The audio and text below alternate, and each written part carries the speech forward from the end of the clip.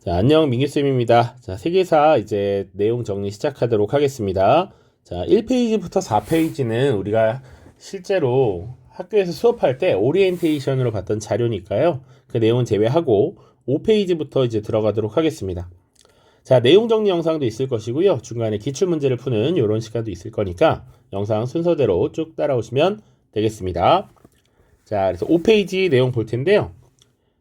첫 번째로 나오는 부분이 인류의 출현과 선사문화의 발전이라는 부분입니다. 그리고 그 이후에 이제 문명의 발전이라고 하는 것을 다룰 텐데, 이번 시간에는 인류의 출현과 진화 과정 그리고 문명의 발생까지 보도록 하겠습니다. 다음 영상에서 이제 흔히 4대 문명이라고 하는 것을 다뤄보도록 하겠습니다. 자, 첫 번째로 나와 있는 인류의 출현과 진화라는 부분은 이 인류가 생물학적 관점에서 어떻게 등장했고, 그리고 어떻게 발전해 왔는지를 간단하게 살펴보는 부분입니다. 자, 우리가 이것을 자세하게 다루지는 않을 거고요. 오스트랄로피테쿠스부터 오늘날 현생 인류라고 알려진 호모 사피엔스까지 쭉 발전 과정을 이렇게 살펴보면서 지나가겠습니다.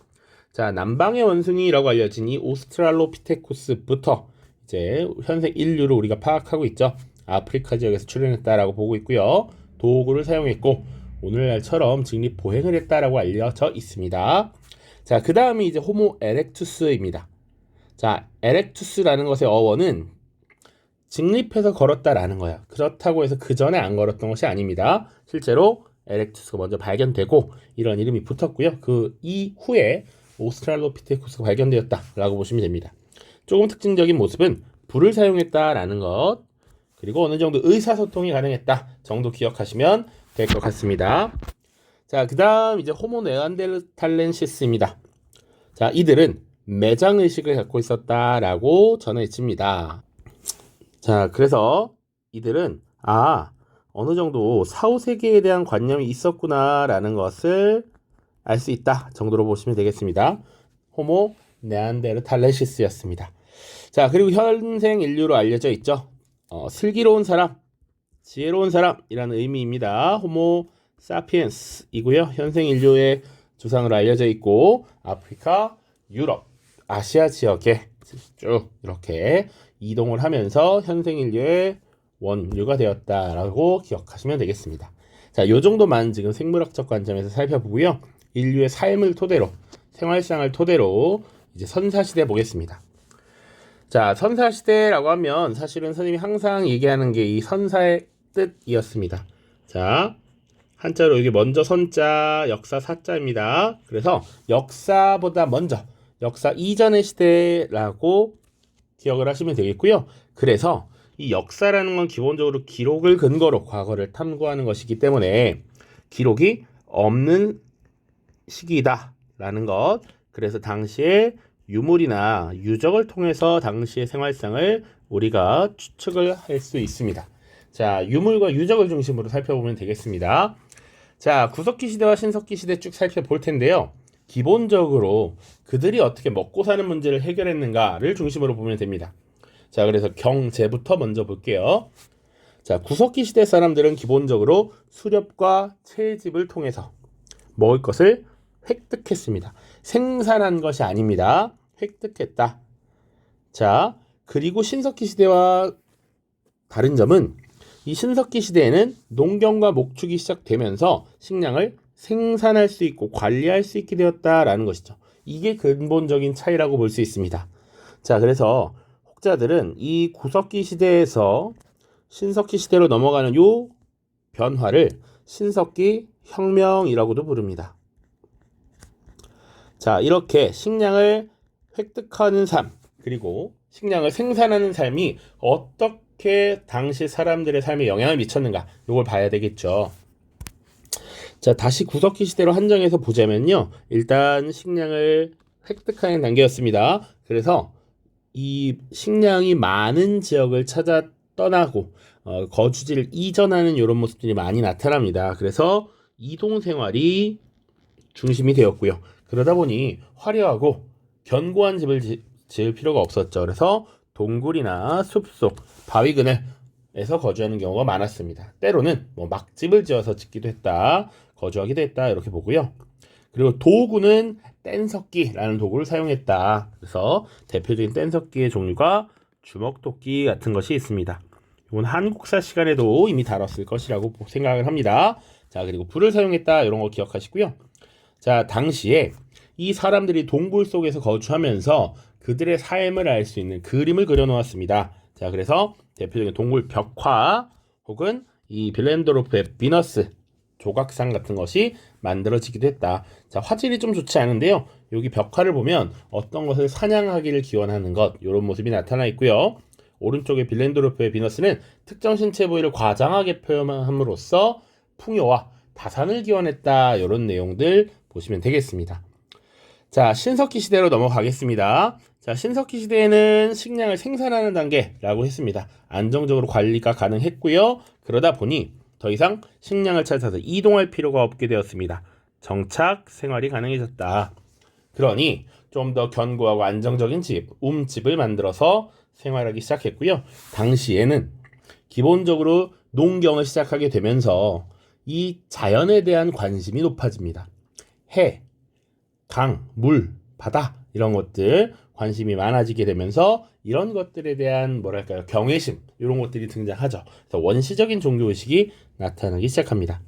자연물에 대한 신앙을 가지는 애니미즘이 등장하고요. 우리 한국사 시간에도 다뤘겠지만 뭐 토테미즘 그리고 샤머니즘 이런 것들도 다 비슷한 시기에 등장하게 됩니다. 자, 그리고 큰 돌을 숭배하는 거석신앙 이런 것이 등장하기도 하는데 대표적인 사례가 아래 영국에서 발견된 스톤헨지 같은 것이 있습니다. 자, 그리고 위에 가장 위에 사용했던 도구로는 간석기라고 하는 것이 좀 더 정교하게 제작되었다. 식량을 생산해서 보관하고 조리를 하는 토기가 제작되었다까지 보시면 되겠네요. 자, 그래서 우리가 지금 구석기 시대와 신석기 시대를 선사시대라고 하고요. 이 당시까지는 평등한 사회였다라는 것 정도 보시면 됩니다.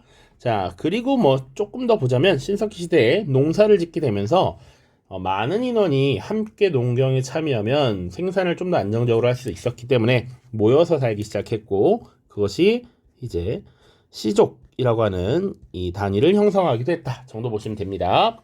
자, 오른쪽 보시면 이제 청동기 시대가 나옵니다. 또 이전인 신석기 시대와 구분이 되는데요. 청동기라고 하는 이 기존의 도구, 돌과는 다른 조금 더 구하기 어려운 금속을 활용하게 되었다라는 것. 자, 그리고 이 시대의 특징은 농업 생산량이 크게 증대했다라는 겁니다.